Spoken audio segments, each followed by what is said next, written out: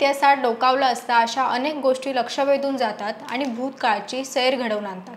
शहरातील असंच एक बांधकाम जे आता इतिहास जमा होत आहे।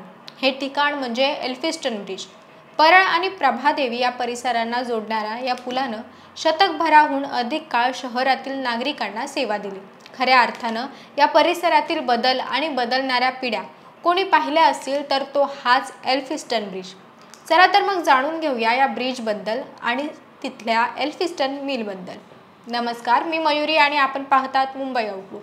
तब्बल 125 वर्षाच्या या पुलाचं शहरातील अस्तित्व आता नाहीसं होत असून त्याच्या जागी अद्यात्व पूल येतील। मात्र एल्फिस्टन ब्रिजचं नागरिकांच्या मनातील स्थान मात्र कोणीही घेऊ शकत नाही। इंग्रजांनी मुंबईत केलेल्या काही महत्त्वाच्या आणि भक्कम स्थितीत उभ्या असणाऱ्या बांधकामांपैकी एक असा हा एल्फिस्टन ब्रिज किंवा आत्ताचा प्रभादेवी पूल। अस्सल बेसॉल्ट खडकापासून या पुलाचं बांधकाम करण्यात आलं होतं। 1913 मध्ये ब्रिटिशकालीन भारतात या पुलाची बांधणी करण्यात आली होती। ब्रिटिश राजवटीमध्ये रेल्वे मार्गावरील वाहतूक सुरळीत करण्यासाठी आणि 2 रेल्वे स्थानकामधील वाहतूक सुसह्य करण्यासाठी म्हणून या पुलाची बांधकाम करण्यात आली होती। अतिशय उत्तम पद्धतीने हे करण्यात आलं होतं। भारतात ईस्ट इंडिया कंपनीच्या राजवटीदरम्यान गव्हर्नर लॉर्ड जॉन एल्फिस्टन यांच्या नावावरून या पुलाला नाव देण्यात आलं होतं।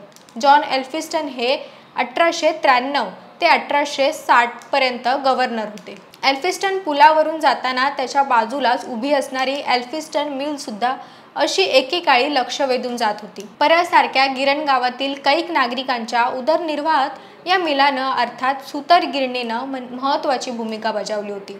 पुढं काळ बदलला आणि गिरण्या बंद पडू लागल्या।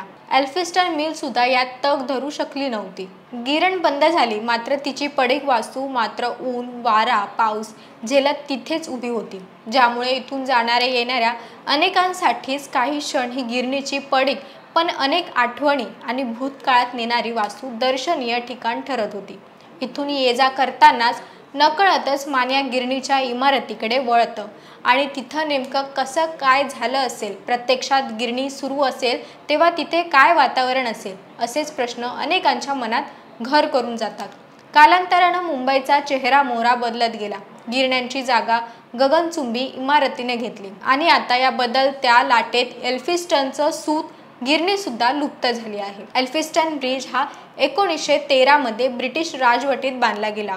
हा पूल परेल आणि प्रभादेवी परिसरांना जोडण्यासाठी आणि 2 रेल्वे स्टेशनमधील वाहतूक सुसह्य करण्यासाठी बांधला गेला। सुरुवातीला तो पदचारी वाहतुकीसाठी होता, पण नंतर वाहनांसाठीही वापरला गेला।